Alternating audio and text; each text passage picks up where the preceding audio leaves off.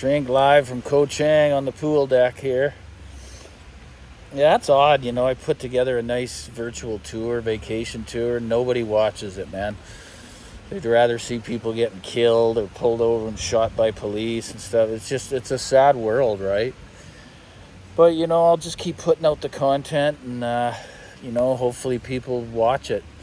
But today, I'm just going back to, I get a lot of time on my hands. We kind of do our own thing here. My travel companion, she does her thing, I do mine. I just had my, it's too bad you can't turn the camera around. You can kind of go like that and just see, how beautiful it is. A little bit overcast today, but to tell you the truth, I kind of prefer it because it's just so comfortable. Yet you can still get a nice tan going.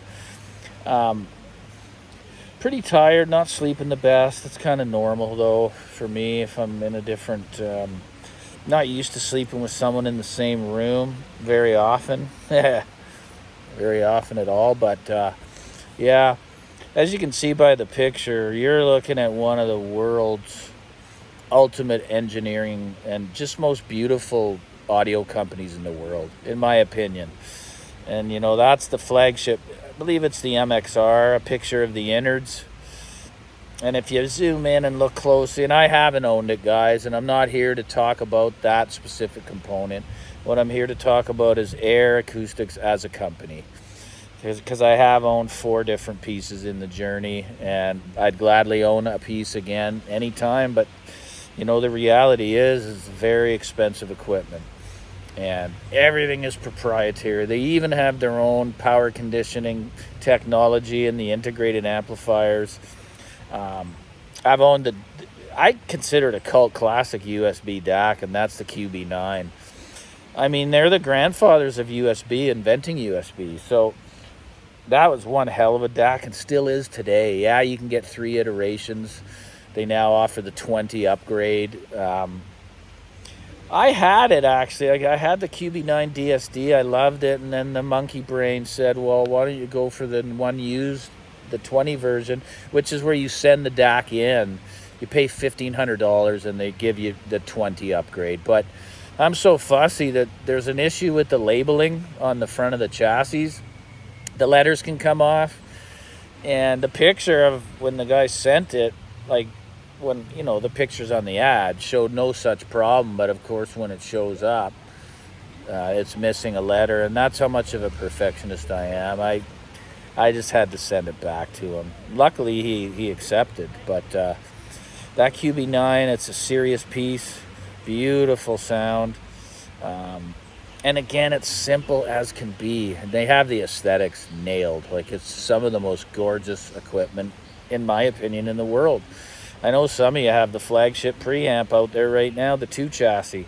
Well, the one you're looking at there, if you look closely, how each component, there's a hogged out compartment of the solid billet aluminum chassis where every single component is housed.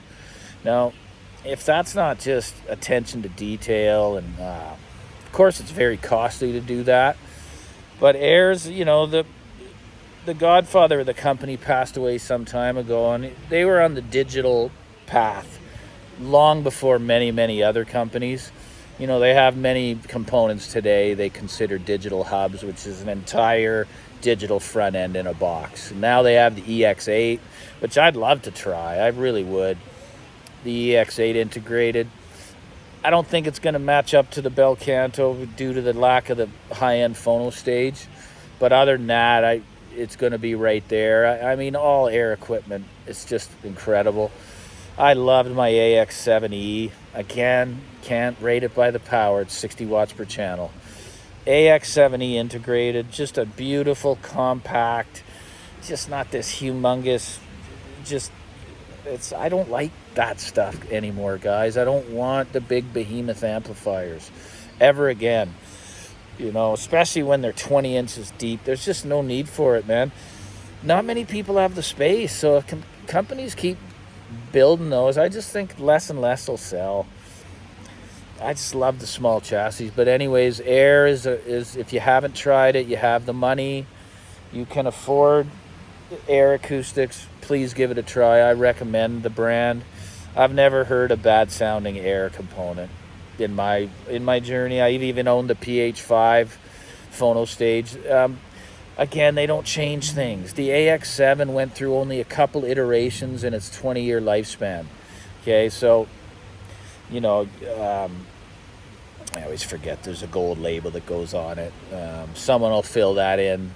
The evolution, right? It went from just the bare bones AX7, then the AX7E, which is the evolution. It'll have the gold sticker underneath. But you need to figure out if it was done, if it's a stock version or the evolution, or if it was sent back to the factory to do so. A good way to do that is take the lid off, and it's actually dated when the unit was built. Preferably, I'd like that on the back, like Bryston components, but it's in another league from Bryston, to me. Anyways, it was a pleasure owning the equipment, but yeah, I just think that photo there for you guys, it's an absolute work of art. And that's a really expensive piece. It's out of my league. And even if I could afford it, man, I know what I'm like, and I almost expect miracles at that price, and that's not going to happen in hi-fi.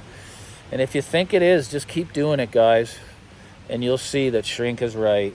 You're chasing a phenomenon that doesn't exist, because music's not perfect. So till you surrender and just realize you're not going to find it, and you're close enough and you're content, the insanity will continue. And that's what I call it, insanity. Repeating the same thing, expecting different results. Anyways, we got about 4 nights left. And, I'm not used to these traveling trips, so home will be nice. It will be nice. But this is a really beautiful little mini resort. I've talked to a lot of German people here. When I mention hi-fi, they just say, what? See, nobody cares, man. No one cares. We're just this tiny little community, right? So he's 80 years old. He's way out in the ocean, because you can go way out there and you're still up to your knees. And this guy's been to every single island around here. And he said, oh, you think this is nice? No. So without asking questions in life about anything, you may miss out on some very important information, right? Especially with the elders, people that have been around. I respect people. I don't say rude things. I try not to be judgmental. I did do some videos that I wasn't proud of, knowing that even though it's going to get a lot of views, I just take it down because it's not my business. It's better to stay on the Shrink's path, and the Shrink's path only, and wish everybody else the best. I just wanted to be myself and try to do something a little different on YouTube. And those of you out there, you do understand, because you've said it, right? Those words, carved out your own little niche. It's very difficult in this space to do, with probably a couple, I don't know how many reviewers. But anyways, guys, just thought I'd do some content, because all the good stuff I'm trying to do that I think people are going to be interested in, the algorithm or the people don't like, because I'm the audio shrink. I'm not a vacation video guy. So check out the tour, though, man. I interview a couple people. It's pretty funny, So anyway, Shrink loves you. Like and subscribe. Keep up the support of the channel, because it means a lot to me. Take care, guys.